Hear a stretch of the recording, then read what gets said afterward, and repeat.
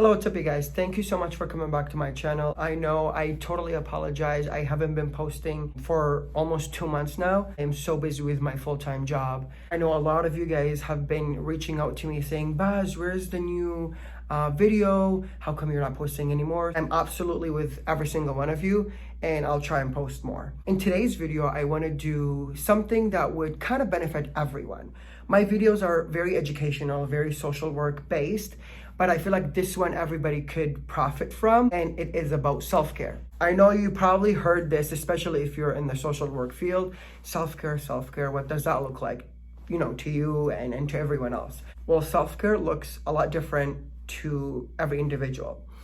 But hopefully what I'm about to share in my experience would help some of you guys, because again, being in a social work profession is very, very rewarding, but at the same time, it can be a lot on your mental health and draining. So I'm not gonna say do not do the things that make you happy. Please go for it, because that's part of self-care, is finding what makes you happy and doing them. I love shopping. I love just getting a hotel, like literally right now, I am at a hotel room. It's just spend some quality time by myself, be present with myself, try on different clothes, and so on and so forth. So if you can relate, by all means. But one thing that if I want any of you to take from this video, it would be about control.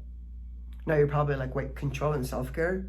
How? For instance, if you're at work and you're presented with an issue or something challenging, a task, always say, where do I stand in this? How much control do I have over this situation? Now, if you can do advocacy, if you can control the situation, by all means, go above and beyond and do this. However, if you cannot control the situation, please don't be so hard on yourself. A lot of times, especially social workers, would say, I could have done better, or I could have tried this and did that, or anything, but no. So saying statements such as, I tried my best, I really couldn't control and I couldn't do anything in terms of this situation, so therefore I am gonna move on, instead of overthinking for something that you absolutely have zero control of. Does that make sense?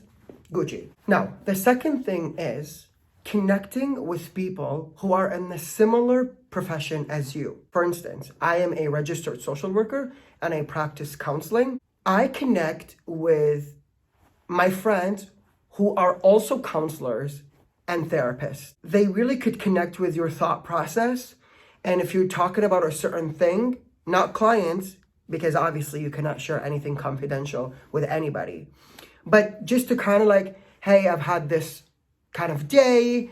How do you deal with situation such as this? Because they kind of understand where you're coming from. So that would really, really help. And the third important component to self-care, in my experience, it would be always reaching out to your clients and saying, what do you think so far? How's our progress? What do you want to see more of me? Or what could I do more that kind of speaks to you? Asking for this feedback is essential, because ultimately you want to be able to provide the best support and services to your clients. And so being able to connect with them and say, what do you want me to do? 1, 2, 3? Absolutely, I'll do a little bit more of that, or I'll do a little bit more worksheets or more listening. You know, it depends. It varies for every single client. But I always tell my clients, what do you think so far?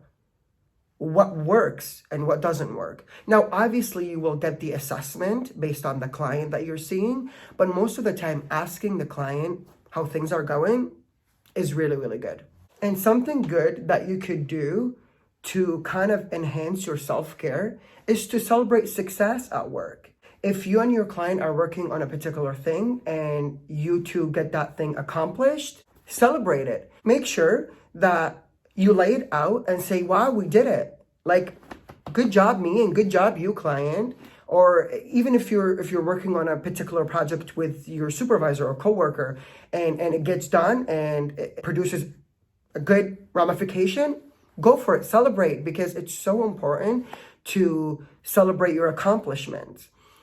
especially if you're in the social work profession or counseling. You kind of get to experience a lot and learn a lot. So to be able to say, wow, this is an aha moment, it's really, really, really good. But ultimately, doing some things that kind of make you happy, whether it's dyeing your hair, going for shopping, having a warm bath, massaging your body, doing a lot of body therapy, which means interacting with your body, giving your tummy a little bit of a rub.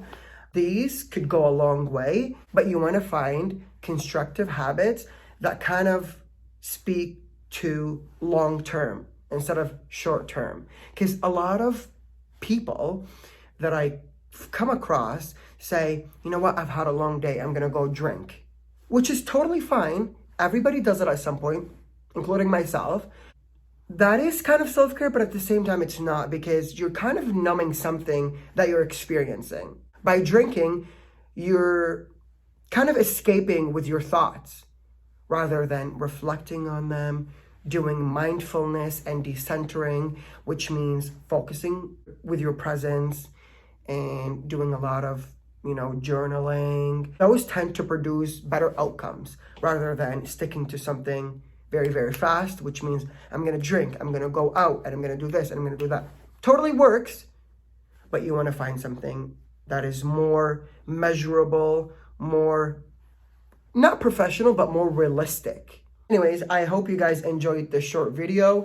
I could probably sit here and talk about self-care and what it looks like to a lot of different people. I could probably speak for hours, but I do want to make it short just so that it's easy and short and everybody gets something out of it. But like I said, one thing that I want you to focus on from this video, it would be about control when it comes to self-care or building your self-care plan.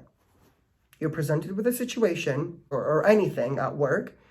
Look at it this way. Okay, so this is what I have to do. Do I have control over this situation? Can I work on it and get it done? If yes, go for it. If not, and you've tried everything in your power and it's kind of beyond your control at this point, unfortunately, the easiest thing would be just to leave it alone and move on. If you like this video, please don't forget to give it a big thumbs up and subscribe if you have not done so. But until next time, see you, bye-bye, stay safe. Don't forget to smile, and I'll see you in my next video. Bye-bye.